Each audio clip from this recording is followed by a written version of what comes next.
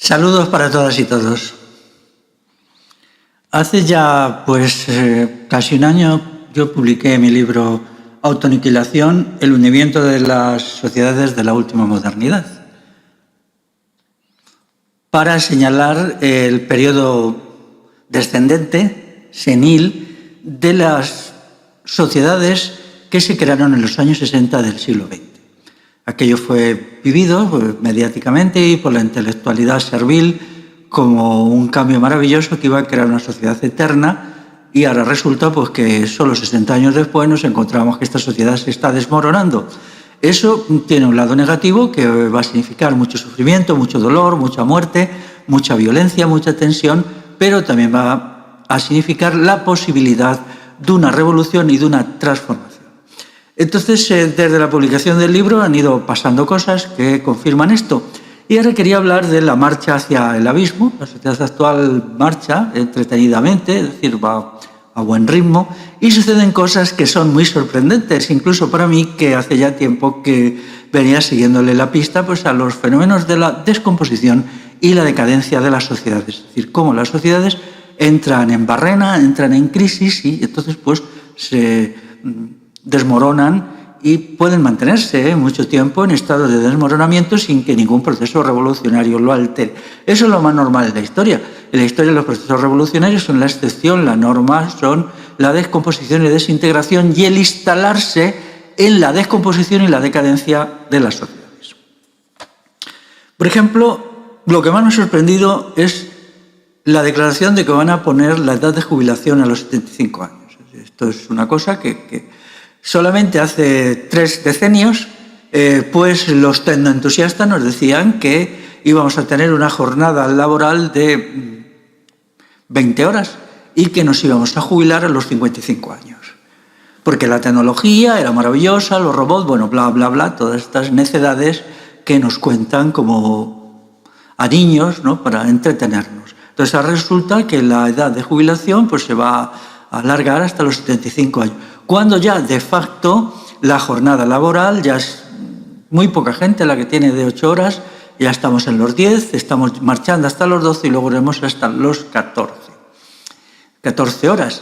Entonces hay por ahí un estudio médico que dice que cuando el tiempo de trabajo de una persona supera las 80 horas a la semana, se producen fenómenos de destrucción biológica decisivos, como es, por ejemplo, el ictus, se multiplica muchísimo, la angina de pecho, las enfermedades coronarias, pero también otras cuestiones como la diabetes o otros desequilibrios bioquímicos. Así quienes, lo digo un poco irónicamente, ¿no?, creen que todos los problemas de la salud vienen de estados emocionales, deberían mirar lo que está pasando en la producción, que es la principal fuente de enfermedad y de dolor que hay hoy, y cada vez más, porque con esto de los 75 años me dejan atónito. Todos sabemos que no se van a quedar ahí, se van a llegar hasta los 80 años. También porque esperan que toda esta sobrecarga elimine a la gente. Ya sabéis que las pensiones serían menores si se hace que la gente tenga una vejez muy rápida, pase inmediatamente a ser un fallecido, y entonces el Estado se ahorra muchísimo. Observar cómo desde principios de 2020 el gasto en pensiones se ha reducido bastante, porque por razones que todos recordamos ha habido muchos muertos de más. Pero luego está también el precio de la luz, ¿no? Luego siempre llegan los listillos que dicen, el precio de la luz es que las soluciones suyas es siempre lo mismo, ¿no?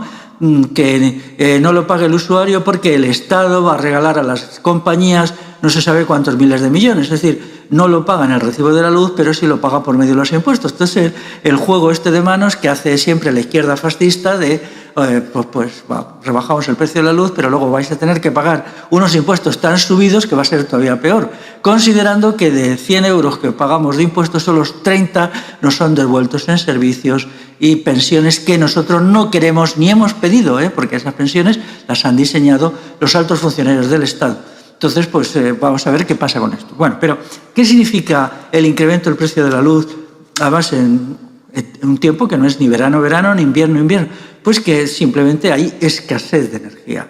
La escasez de energía tiene raíces muy profundas, que es el mal mantenimiento de las instalaciones de transmisión de electricidad. Toda la red eléctrica está envejecida, no hay recursos para repararla suficientemente y además pues, las fuentes primarias de electricidad pues, se están encareciendo por muchos factores, ¿no? Entonces, si esto lo proyectamos sobre el futuro, pues si hay una escasez de fondo que no se va a resolver con los juegos de manos que propone la izquierda, una escasez de fondo de electricidad, pues vamos hacia un periodo de restricciones, como lo que hubo después de la posguerra, pero entonces había una razón, había habido una guerra muy cruel, había habido muchas destrucciones, Europa estaba en guerra y no era fácil recuperar los sistemas de producción y transmisión de electricidad, ¿no? Si seguimos por ese camino, pues seguimos encontrando, por ejemplo, la cuestión del teletrabajo. Nos dicen el teletrabajo produce 1/3 de personas con disfunciones psíquicas, deprimidas. Claro, el teletrabajo es encerrar a la gente en su casa cárcel, ¿no? Y obligarle a trabajar muchísimo más. El teletrabajo es un truco para que sea el trabajador el que paga la electricidad, el que paga la calefacción, etcétera, y al mismo tiempo hacerle trabajar muchas más horas. Se sabía, y yo creo que lo he dicho en alguna de mis intervenciones y mis artículos en mi web, que el teletrabajo iba a provocar una ola de enfermedades psíquicas, sobre todo de depresiones. Bien, ya está sucediendo, ya está cuantificado, pero nadie quiere darse cuenta que si 1/3 de la gente que hace teletrabajo está psíquicamente alterada, eso vale dinero. Vale dinero de dos maneras. Primero, porque su producción será de peor calidad, porque su trabajo es más deficiente, siempre los deprimidos trabajan peor, y en segundo lugar, porque las depresiones cuestan dinero tratarla, es la principal causa de baja laboral y al mismo tiempo pues, provoca un consumo de medicinas o de estimulantes y tal, ¿no? La cosa ha llegado tan lejos en esto de las depresiones que hay una empresa de comida rápida, no voy a decir cuál, que vende sus productos diciendo, ¿estás deprimido? Pues entonces compra tal y tal producto, ¿no? Daros cuenta, cuando esto se ha llegado es que ya estamos en una sociedad en plena descomposición, ¿no? Porque ya entonces, ya la depresión es un fenómeno de masa, es un fenómeno casi universal, ¿no? ¿Y cómo hemos llegado a esto? Yo creo que el fenómeno de la depresión lo he tratado aquí, lo trato, porque claro, la depresión no solamente es un problema médico, una causa de sufrimiento, es también algo muy caro. Entonces, estamos constantemente produciendo fenómenos sociales que son caros de mantener, de tratar, y todo esto acumulado se está haciendo que el gasto sea permanente. El gasto sea permanente y los ingresos generales sean menores. Esto se enmascara con teoréticas absurdas de personas que no tienen ni idea de economía, como es básicamente la izquierda. Daros cuenta que aquí la izquierda, en el terreno económico, sigue a Keynes. Keynes dijo, pues ya hace un tiempo que, para finales del siglo XX, o sea, hace 20, 21 años, teníamos que trabajar, me parece que él dijo, sí, 25 horas semanales, ¿no? Con una jubilación, y además que el trabajo era maravilloso, iba a ser como un juego, con una jubilación a los 55 años, porque la tecnología era tan productiva que iba a ser el reino de jauja. Si ahora nosotros pedimos explicaciones a Keynes y a los keynesianos de esta estupidez y esta majadería, que no entender nada, porque si Keynes entendiera algo de economía se hubiera dado cuenta que no es eso verdad, no es eso verdad. O sea, porque la tecnología tiene los costes ocultos y daños colaterales. La tecnología tiene costes ocultos, costes no cuantificados, que son muchísimo mayores que esos rendimientos. Y esto se sabe hace muchísimo tiempo. Toda la organización científica de trabajo consiste en maximizar los costes ocultos para hacer como un incremento ficticio de la productividad, que es el que aprovecha al patrono, pero la sociedad en su conjunto tiene que hacer frente a los costes ocultos. Esto se sabía ya desde principios del siglo XX, es decir, en los tiempos de Keynes. Yo aquí lo trato, dedico mucho espacio a los costes ocultos y a la falsa productividad y a la productividad real. Sin embargo, no se nos hizo caso a los que establecíamos estas cuestiones. Luego está la cuestión del endeudamiento del Estado. El Estado no puede endeudarse ilimitadamente. No puede endeudarse porque, bueno, pues cuando todo es gasto y los ingresos son cada vez decrecientes, porque las actividades improductivas lo dominan todo, porque los trabajadores productivos cada vez están más enfermos del cuerpo y el espíritu, porque el modo de hacer el trabajo hoy enferma y destruye a la gente, porque el sostén principal hoy del capitalismo, que es el trabajo femenino, porque las mujeres son las que mantienen el pie al capitalismo, ¿para qué nos vamos a engañar? ¿No? Esto es así, ¿no? Entonces estas mujeres están desmoronando en la depresión porque el Estado feminista las obliga a vivir un tipo de vida que es horripilante. Y entonces se están hundiendo no solo en la depresión, sino en el suicidio. Lo que pasa es que se ocultan los datos del suicidio, porque para que sean productivas, pues hay que engañarlas, hay que mentirlas, hay que tratarlas como niñas, hay que ningunearlas toda la realidad, para que cada mujer deprimida y hundida en la miseria del trabajo productivo, de la soledad, de la abstinencia sexual obligatorias, entonces pues piense que es su problema y solo su problema, y no mira alrededor y vea que es el problema de cada vez más mujeres. 40%, 45%, 50%, sube año tras año este tic-tac hacia la locura y la desintegración de la sociedad. Se anuncian pensiones, también lo hizo Zapatero. Zapatero un año otorgó pensiones porque ya se sabe que el pan y circo pues funciona dando pan y dando circo. Ahora cada vez más circo y menos pan, pero al poco tiempo él las quitó él, y luego después la derecha, que hace siempre la política de la izquierda, pues también las quitó. La gente que está muy contenta porque le están dando unas limosnillas, unas migajas para callarle la boca, para convertirle en un sujeto servil, en un sujeto no libre, le tratan como si fuera un animal al que se le echa un trozo de alimento para que deje de molestar, pues entonces esta gente tiene que saber que lo que te dan te lo quitan.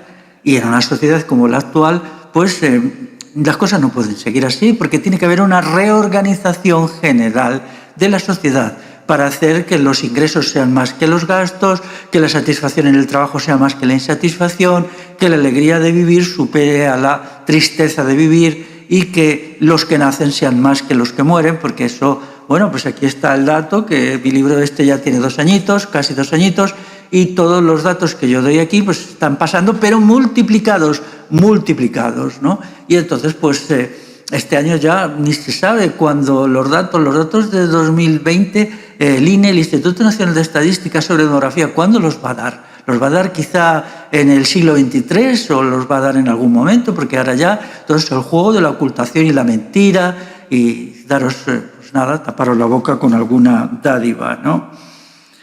Tenemos también, por ejemplo, el 30% de embarazos con inseminación artificial. Esto es terrible, este es uno de los datos más deprimentes que hay. Si la humanidad va de alguna manera al desastre es a través de la inseminación artificial. Esto es lo peor que se puede hacer. O sea, tenemos que crear un movimiento popular contra la inseminación artificial de las mujeres. Lo hay contra la inseminación artificial de las vacas, de las ovejas, de las yeguas, pero las mujeres están por debajo, porque también ya sabéis, ¿no? Ahora los animales son más importantes que los seres humanos, en este caso más importantes que las mujeres. Y entonces retornar al problema de la reproducción humana por los procedimientos naturales de la sexualidad. Esto es decisivo y esto, claro, tendría que haber un debate enorme sobre qué es la sexualidad natural, cómo funciona y por qué se está creando esta situación de infertilidad aterradora y por qué se está estableciendo un sistema mercantilista horripilante para la gestación de los seres humanos. Esto es peor que los esclavos del pasado. Si permitimos que el futuro de los seres humanos venga de la mercantilización del proceso de alumbramiento y del proceso de génesis, entonces estamos permitiendo el final de la humanidad como humanidad. Es el atentado mayor a la dignidad humana que hay. Y esto es porque de aquí no salen seres humanos, salen seres subhumanos. Lo siento, pero es así. Esta es la verdad. Entonces, esta cuestión tiene que tener un movimiento de protesta y aquí tiene que ponerse en cuestión y en debate qué es la sexualidad humana, de qué manera se reproducen en los mamíferos, de qué manera funciona el sexo fértil y por qué nos hemos vuelto infértiles. Cuando una especie animal se vuelve infértil es porque ha llegado al final de su ciclo biológico y porque está en peligro como tal especie. Entonces, todo lo que está sucediendo significa que la humanidad no tiene futuro, salvo que hagamos una revolución erótica. La revolución erótica sí puede resolver este problema, otras cuestiones no. No podemos permitir que el embarazo de una mujer se sitúa entre los 4.000 o 6.000 euros. No podemos permitir eso, no puede tener valor monetario, no puede tener valor monetario, porque entonces somos unos miserables y nos merecemos todo lo que nos pase. Entonces, llegadas así las cosas, pues estamos dando los avances pertinentes, Vamos a ver entonces que podría seguir diciendo cosas. Una juventud que básicamente hace botellón. La universidad, que fue un centro de crítica del sistema, de búsqueda de nuevas salidas hasta hace pues, unos decenios, hoy es un centro de nada. Es un centro de gente que parece ser que tienen pues, un grado de abstinencia alcohólica formidable, porque beber es lo que les va, ¿no? Entonces, y de ahí pues no hay propuestas. ¿Cómo se ha llegado a este tipo de universidad? Que no son las alumnas y los alumnos los responsables. Ellos son responsables de soportarlo, de padecerlo, de no lanzarse contra el sistema universitario, sino quienes ha creado ese tipo de universidad que ha convertido a nuestra juventud, que numéricamente es bastante escasa y cada vez lo será más, en una gente sumisa, dócil, pasiva. O sea, el joven es rebelde, joven es alguien que busca nuevos caminos. Si no eres rebelde y no buscas nuevos caminos, es que no eres joven, eres un viejoven, eres un personaje que aunque tengas 20 años, pues tienes 90 años o por ahí, ¿no? O quizás 100, ¿no? De todo saber, ¿no? Entonces, todos estos asuntos tienen que ser debatidos y aclarados para saber qué es lo que está sucediendo y para cuestionar todo el sistema perverso, destructivo, genocida en que se ha convertido la universidad actual, una universidad que no produce nada de verdad, pero que tampoco produce nada que sea útil, ni verdadero ni útil. Es una institución parasitaria, una institución que simplemente tiene que desaparecer para permitir que triunfe la verdad, que triunfe el conocimiento, que triunfe la verdadera filosofía, que triunfe el verdadero saber. Conclusión, lo que decía antes, progresamos adecuadamente hasta el final. Pero también podemos progresar adecuadamente hacia la revolución, porque todos estos elementos pueden ser vividos de diversas maneras. Pueden ser vividos con un criterio catastrofista deprimente o pueden ser vividos con la idea de, por fin, ha llegado el momento que le vamos a echar un pulso al orden constituido y vamos a ganar. Ese pulso lo vamos a ganar. Y si no lo ganamos, vamos a perder, pero vamos a perder épicamente, heroicamente, sin temor. Vamos a luchar. Perder o ganar no depende de nosotros. En parte sí, en parte no. Pero luchar sí depende de nosotros. Vamos a ver entonces cuáles son las características de la sociedad actual que se creó en los años 60. ¿Qué es lo que ha sucedido? ¿Qué se creó en los años 60? Bueno, la literatura apologética de los años 60, maravillosos, los Beatles, la minifalda, el mayo francés, la lucha contra la guerra de Vietnam, la insurgencia universitaria. Por cierto, ¿qué quedó de la insurgencia universitaria, no? Los nietos de aquellos rebeldes realmente son tan conformistas que pues dan asquito, ¿eh? Entonces, ¿qué pasó realmente en los años 60? Porque cuando hablamos de capitalismo, esto no es correcto del todo, porque el capitalismo actual no es el capitalismo de hace 100 años, es muy diferente, tiene rasgos diferentes, muchos más letales, muchos más destructivos. El capitalismo actual, el orden vigente actual, se creó en los años 60, exactamente en los años 60. Por ejemplo, el estado de bienestar español lo crea un señor llamado Francisco Franco en 1963. Apuntar el año 1963 es cuando se hace la legislación que está todavía en vigor. Es curioso que la izquierda, que se dedica a estar contra todo el franquismo, ¿por qué no deroga la legislación sobre el estado de bienestar que crea el falangista Romeo Gorría en el año 1963, todo con su camiseta azul, bueno, ya no llevaban pistola porque hacía feo ir a las cortes con pistola, pero probablemente la llevara en el bolsillo, porque decir falangista y decir pistolero, todo es lo mismo, ¿no? Entonces, vamos a ver en 13 rasgos, los voy a leer muy rápido, ¿no? Para que comprendamos qué pasó realmente. No la literatura apologética de los años 60, que es una colección de mentiras, sino qué pasó realmente. Pues pasó. Primero, crecimiento descontrolado del Estado. El Estado, que hasta entonces tenía una función relativa, se lanza a la conquista de la sociedad. Es decir, el Estado devora a la sociedad. Aquí, y eso se hace con el franquismo. El franquismo es un régimen estatista que devora a la sociedad civil, devora a la pequeña empresa y entonces se apodera de todo, incrementa exponencialmente los impuestos hasta llegar a la situación actual. En segundo lugar, el Estado barra a sus antagonistas, que son la vecindad, la amistad, las relaciones amorosas, la familia, los diversos tipos de vida relacional. El Estado no soporta la vida relacional y entonces se basa de la progresía que ataca a la familia, que ataca todo, que crea una sociedad del odio, de la violencia interpersonal, que el Estado la necesita, la violencia interpersonal y la destrucción de todos los elementos de sociabilidad, porque ellos son insociables. En tercer lugar, es la concentración de la propiedad.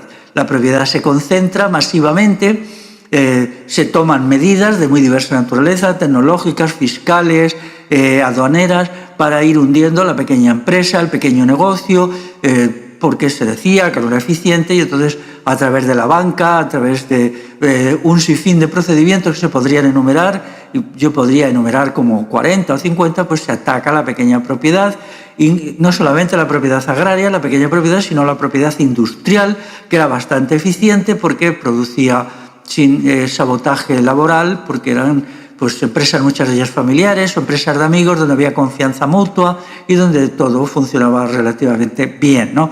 Luego dirán que es que yo soy un entusiasta del pasado, pero ¿cómo se puede ser entusiasta del futuro si la empresa transnacional actual es un modelo de ineficacia productiva, de chapucería, tanto en la calidad como en la cantidad de los bienes y servicios que produce?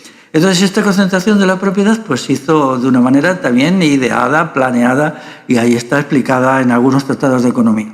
En cuarto lugar, se hace el paso de la gente del campo a la ciudad, se concentran en las ciudades, el campo se vacía, luego ahora nos dan la tabarrita con lo de la España vaciada. Por favor, la España que habéis vaciado, diréis, vosotros la habéis vaciado, ¿no? No es que se ha vaciado, la habéis vaciado a la fuerza. La Guardia Civil ha sacado a la gente de los pueblos dándole patadas en el culo, ¿no? Entonces, ¿qué pasa?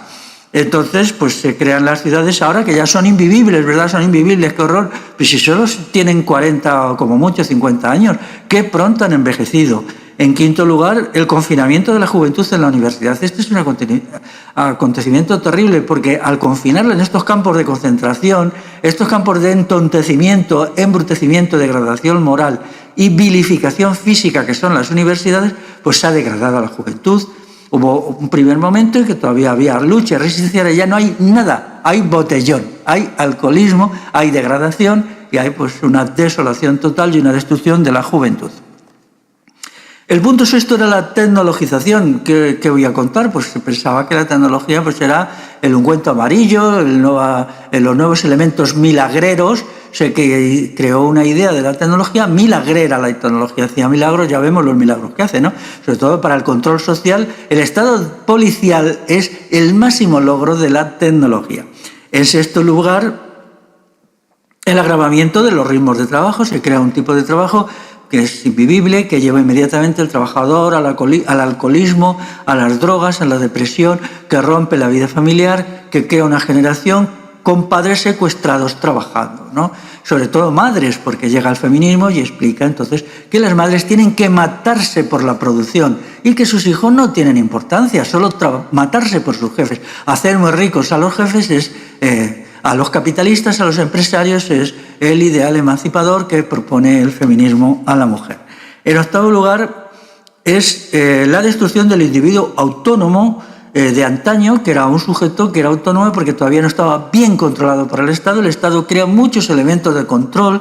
Era un individuo como agreste, como silvestre, que era el mismo, que se basaba pues, en la confianza de la relación con los demás, aprendizaje con los demás, en las cuadrillas de amigos, en las unidades familiares, que eran entonces muy potentes. Pues allí es donde formaba su concepción del mundo, su escala de valores. Era un sujeto bastante ético, con una ética, pues bueno, de andar por casa, sencilla, elemental, pero que era muy eficaz y que era muy admirable. Entonces aparece el sujeto multimanipulado, le manipulan por todas partes, le rompen los vínculos familiares, le convierten en un ser nada, le convierten en poliadoctrinado, debilitado emocionalmente, enfermizo. Ya sabéis que se ha dicho que el sujeto actual tiene como es 3 veces más posibilidades de entrar en una depresión grave que sus abuelos y 2 veces más que sus padres. Efectivamente, el sujeto esté debilitado, un sujeto que las realidades fundamentales de la vida se le escapan y una de ellas es la del dolor, el esfuerzo por vivir, todo esto que se ha desaparecido, porque una de las locuras de los años 60 era la ideología epicúrea, hedonista, pues entonces este sujeto no soporta la dureza del vivir y se viene abajo, ¿no? Punto 9, pues es el fin de la cultura clásica europea. Se considera que todo esto son palabrerías, se demoniza la cultura clásica, se deja de leer a los clásicos de la cultura occidental, todos a la cultura pagana, griega y latina, y a la cultura cristiana. Todo eso se piensa que es basura, pero también es el final de la cultura popular. Infinitas películas se ríen de los paletos, de los catetos, se los presenta como gente ignorante, a los que tiene que llegar el pedante a adoctrinarles, a educar. Un pedante que no sabe nada de nada, que cuando hablas con él pues simplemente es es una prueba de exámenes, ¿no?, que no tiene ninguna sabiduría auténtica y que realmente pues, es un sujeto deplorable, ¿no? Luego el punto número 10 pues, es la revolución sexual, que es de los años 60, famosilla y tal, que es una contrarrevolución sexual, una contrarrevolución, donde ha salido la teoría de la agonía del Eros hace ya 10 años, que ya están los sábelo todo, pues hablando de la muerte del Eros. La muerte del Eros, qué cosa, ¿verdad? ¿Quién nos lo hubiera dicho hace 20 años, no? La gente todavía sigue pensando que Wilhelm Reich es un ideólogo de la libertad sexual. ¿Wilhelm Reich? ¿Un marxista, ideólogo de algo que merezca la pena? Yo creo que esa cuestión debería de cuestionarse. Wilhelm Reich era un marxista muy marxista, ¿no?, que no entendía nada. Wilhelm Reich era de una ignorancia que solo puede ser comparada con su cara dura. Y entonces todos los textos y todo lo que él hace, que él no era nada más que un vocero del sistema, por más que luego tuvo un conflicto con el sistema y murió en la cárcel, pues él lo que hizo fue desastroso. Luego está el fenómeno de aleccionamiento masivo con la aparición de la televisión, pero no es la televisión la que crea el aleccionamiento, no es al revés. La necesidad de aleccionamiento, porque esta sociedad era muy inestable, porque al ser muy antinatural, pues no se encontraba a sí misma, ¿no? Entonces dijeron, necesitamos aleccionar día y noche. Entonces, esta necesidad de aleccionamiento que hará los medios técnicos, en primer lugar la radio, que se las trae también, y luego la televisión, con lo cual se acaba con la cultura popular, se acaba con la conversación entre los iguales, con el diálogo. El arte de la conversación desaparece porque convierten al sujeto en un receptivo silencioso. Luego está la revolución agrícola como punto número 12, que es la tractorización, la creencia pues con los abonos químicos, con la maquinaria y tal, pues se va a crear una especie de lugar maravilloso que ahora ya pues todo esto está en declive, la fertilidad de los suelos está retrocediendo y quienes entienden un poquito de la cosa pues empiezan a mirar con dudas respecto a cuánto tiempo más va a continuar esto. Ya sabéis lo de las 60 cosechas, es decir, alguien por ahí dijo a principios de este siglo que las tierras están tan degradadas, el cambio climático producido por la deforestación es tan grave, pues que son 60 cosechas las esperadas. Y en tercer lugar, la emigración. Ya no se respeta que el ser humano es un sujeto de una sociedad, de una cultura, de una lengua, entonces ya a la gente se le trata como cosa, se la trae de allá para acá. No, en principio, pues nada, se promueven las emigraciones dentro de Europa, entonces hace que la gente del sur vaya a trabajar al norte de Europa, al centro de Europa, por razones geoestratégicas también. Y entonces se mueve y se considera al ser humano como un paquete que va y viene. Y entonces uno dice que si el ser humano no es un paquete, sino un sujeto de cultura, que tiene unas raíces culturales que están allí donde ha nacido y es allí donde se debe quedar, pues te insultan y te llaman de todo. Pero vamos a ver, decirme una cosa, ¿cómo es posible que la patronal española y el fisco español pida entre unos 250.000 inmigrantes anuales y otros 300.000 inmigrantes anuales en un país que tiene siempre entre 3,5 y 4 millones de parados? ¿Vosotros lo entendéis? Porque si dijéramos, es que no hay ya ningún parado, ¿no? Entonces, pues bueno, tendría una lógica. Pero ¿cómo habiendo un paro estructural del 16, 18, incluso a veces del 20%, las instituciones estatales, como es esta institución fiscal y la gran patronal, siguen insistiendo en que tienen que llegar más y más inmigrantes? Me gustaría que alguien de estos, que todo es racista, no lo expliquen, ¿no? Porque a lo mejor la razón de fondo es el exterminio de los pueblos europeos, su exterminio genético, su exterminio no solo cultural, sino el exterminio como etnia, como raza. Y eso sí que es racismo. El peor racismo es que él extermina a los pueblos. Y esta sustitución étnica hoy en marcha es el peor racismo. Y los que defienden el fenómeno de la inmigración son los peores racistas, porque los que nos opusimos al fenómeno migratorio, cuando se iba la gente a Alemania, pobre gente allí, a sufrir, a dar el callo, a trabajar para los golfos de la oligarquía alemana, nos opusimos a ello. Y no usábamos ningún argumento racista. Creíamos que la gente que había nacido en Andalucía tenía que quedarse en Andalucía, la gente que había nacido en Castilla, y así sucesivamente. Ahora decimos que la gente que ha nacido en Senegal tiene que quedarse en Senegal. Y quienes los traen aquí con mentiras y con engaños son los peores racistas y unos malvados y unos inmorales.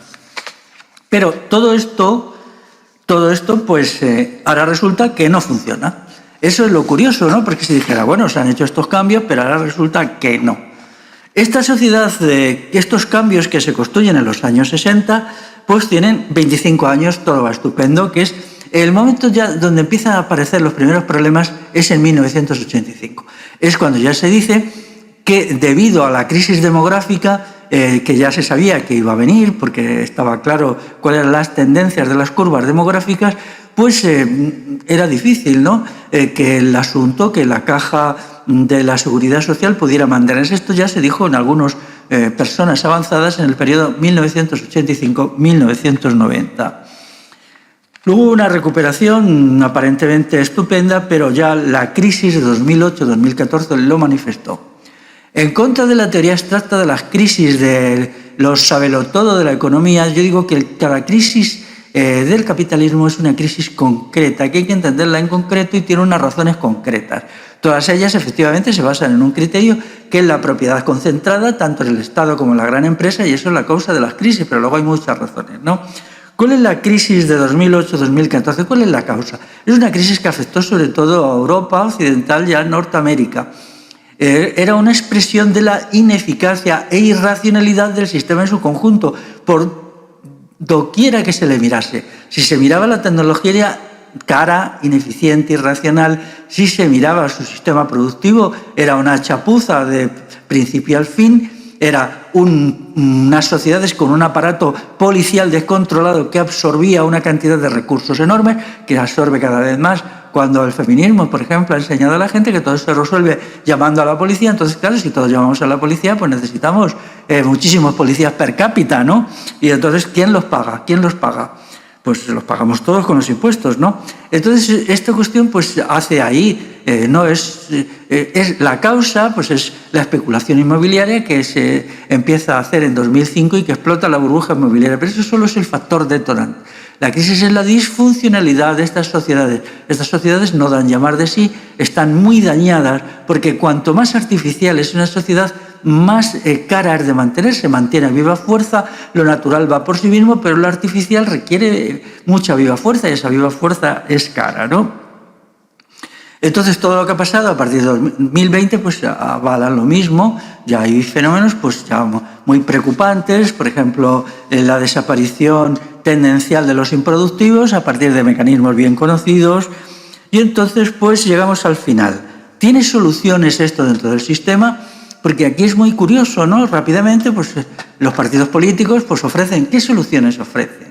¿No? Ya hemos visto cómo las soluciones de la extrema izquierda fascista se han hundido, ahora ya son cosas irrelevantes y no pueden hacer más que pan y circo y jugueteos con el dinero que te lo quitan por un lado y te lo dan por otro y viceversa, ¿no? Pero, ¿cuál es el remedio? Una reorganización completa de la vida en sociedad y de la naturaleza y calidad del sujeto. O esto o un ir cada vez decayendo más y hundiéndose más la sociedad, pero no en el sentido colapso. Yo estoy en contra de las teorías colapsistas porque son muy curiosas estas teorías, ¿no? Parecería que un día nos levantamos y el colapso, qué bonito, fíjate, es pues no, el colapso no es eso, las sociedades nunca colapsan, las sociedades declinan, decaen, van decayendo y hay algún momento en ese estado de decadencia que puede surgir una acción popular que se llame revolución, o puede ser que no, o puede salir esta revolución popular y ser derrotada, ser vencida, ser frustrada, y entonces se instalan en la decadencia, una decadencia creciente que puede mantenerse durante siglos. Entonces el colapso no es algo que uno lo ve en televisión diciendo qué bonito, ¿no? Desayuno y salgo a la calle a pasear el colapso, no. Es algo que afecta a la vida de las personas, a todas las personas, menos a las élites. A las élites esto les da igual porque ellos tienen el poder, tienen unos aparatos de vigilancia y de control total, no les va a faltar ningunos recursos, entonces ellos no les afecta. Pero a la gente que somos de a pie sí nos afecta. Entonces, ¿qué significa una sociedad que declina? Pues una sociedad de un dolor creciente, de un sufrimiento creciente, de un conflicto creciente, donde las personas pues, viven cada vez peor, tienen peores condiciones, donde la libertad desaparece, donde los elementos institucionales de la violencia y el terror se multiplican. Entonces, eso es y eso se puede mantener incluso durante generaciones y generaciones. Pero, llegado ese momento, hay que elegir. ¿Cuáles son las elecciones que yo veo? Pues mirad, son, en primer lugar, la huida. Aquí la gente se le da estupendamente salir por pie, ¿no? Hay gente que huye al campo y piensa que en una montaña remota va a estar... no hay ningún lugar que se escape al poder del Estado, ninguno, absolutamente ninguno, ni aquí ni en lo más remoto de la selva del Amazonas. Y dentro de 5 o 10 años, nada. Ni siquiera el fondo del mar. Pero bueno, la gente se le ha creado una mentalidad cobardona de huida, entonces unos escapan a los altos de las montañas, que luego no aguantan el primer invierno, por supuesto, y otros a otros países, ¿no? Luego, estamos a la espera, hay gente de un nuevo partido político, de una nueva estructura, que entonces pues les libere, les emancipe y les ofrezca, a cambio de nada, el remedio. Pero vamos a ver, el remedio te lo tienes que construir tú. No te lo va a dar ningún partido político, tienes que ser tú. Tienes que levantarte del sillón, dejar tu espacio de confort a un lado y ponerte en marcha. Y si no quieres ponerte en marcha, pues no vas a huir de la crisis, porque la crisis no va a huir de ti, la crisis va a venir a buscarte y te va a clavar los dientes, te va a dar un bocado, porque es todo el sistema actual el que se está desmoronando. No hay ningún espacio donde huir. Mira, si alguien no entiende que es aterrador decir que la edad de jubilación se va a situar en los 75 años, es que no entiende nada, porque no es eso solo, sino todo lo que eso significa de fracaso de la productividad, fracaso de la tecnología, fracaso de los sistemas asistenciales, fracaso total, porque eso no puede mantenerse, eso solo va a llegar a una hecatombe, a un incremento exponencial del suicidio, de las enfermedades laborales y al caos total. Pero claro, si no lo hacen, ¿qué tienen? Si ya no hay gente, no hay gente. No nace nadie, ya se ha creado una sociedad sin nacimientos. Entonces, ¿de qué otra manera se puede hacer? Entonces, los que queréis huir, ¿huir de dónde? De una sociedad que dice que la gente tiene que trabajar hasta los 75 años, que no va a quedar ahí la cosa. Esto lo implantarán en un par de añitos y luego después hasta los 80 años. Alguien tiene que trabajar, claro, digo yo, ¿no? Luego está la solución legal, legalista. Parece que si se cumplen las leyes, siempre hay gente por ahí que te lee la Declaración de los Derechos del Hombre y del Ciudadano, la Declaración de la ONU de no sé qué año, te leen no sé cuál. Mira, las leyes están hechas para proteger al sistema. Y luego, a veces, tienen pequeñísimos resquicios que te permiten protegerte de las atrocidades de tal o cual policía, de tal guardia civil o de tal o cual segurata. Pero eso es insignificante, eso es la parte de la nada. Las leyes sirven al sistema. Ahí insistir en que la legalidad es la solución, pues es insistir en que el sistema es la solución. Luego está la gente que quiere servir al sistema, que es el fenómeno de la clase media. La clase media europea está totalmente fascistizada, totalmente solo piensa en el trozo del pastel y está dispuesta a servir al Estado como sea. Y todos los partidos de la izquierda son nada más que clase media. Hoy no hay clase trabajadora. La clase trabajadora no existe ni aquí ni en otros sitios de Europa. En otros sitios de Europa la representa, entre comillas, la extrema derecha, pero aquí ni eso. Vox tampoco hasta ahora está logrando muchos avances dentro de la clase trabajadora, porque lo que ellos le proponen es verborrea y mentira. Pero la clase media sí está representada por la izquierda y quiere pastel, su trocito del pastel al servicio del capitalismo. Todo esto lo oculta bajo una verborrea inútil, ¿no? Luego está la solución tecnológica. La magia es... Antiguamente la gente hacía verbenas a Santa Rita y ahora pues nada, se hace esperanza en la tecnología. Hay una tecnología magnífica, fabulosa, multiplicativa. Se escriben libros absolutamente absurdos que no tienen ni idea. Los libros sobre tecnología están hechos por gente que no tiene ni idea de lo que es la tecnología actual.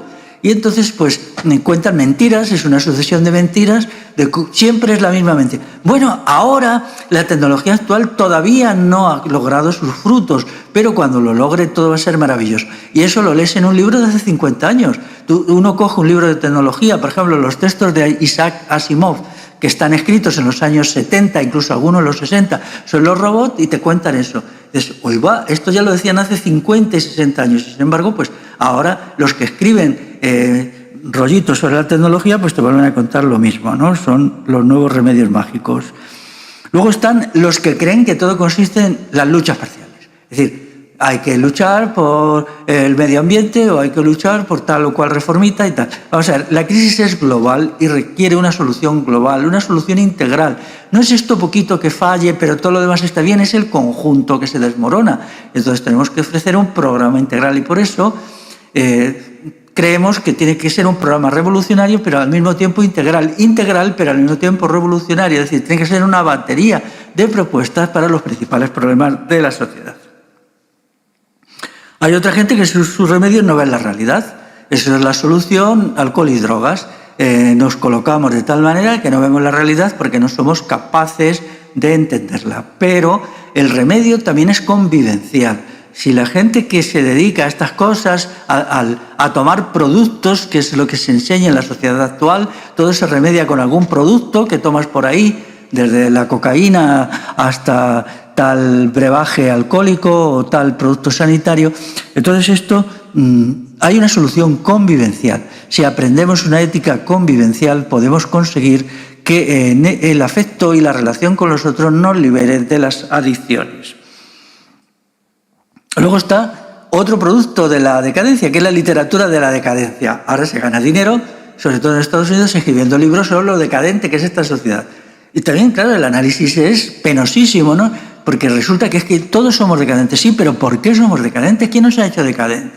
¿Y cómo hemos pasado de la sociedad maravillosa, fantástica que se iban a crear en los años 60 con los Beatles, con todo aquello, con el Mayo francés, con la liberación sexual y demás tabarritas? ¿Cómo hemos podido pasar a este estado de depresión, de desolación y desesperanza? Lo tienen que explicar, porque claro que las cosas están mal, ya lo sabemos, y sobre todo a estos gente que se está forrando escribiendo libros sobre la decadencia, que luego se traducen a 40 idiomas ipso facto y los leemos todos los pardillos, que deberíamos de mandarlos a hacer gárgaras, pues tienen que ofrecer su solución. Ya está bien de descripciones. Estamos hartos de descripciones, de decirnos lo mal que están las cosas. ¿Qué proponen estos señores y estas señoras para la decadencia?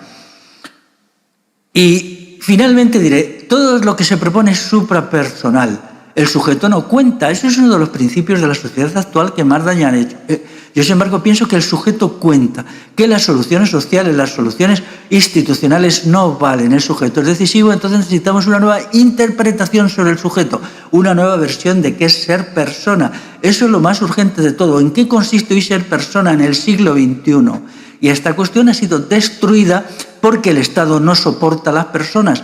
El duelo entre la persona y el Estado acaba con la persona destruida, pero esa persona puede reconstruirse y puede triunfar.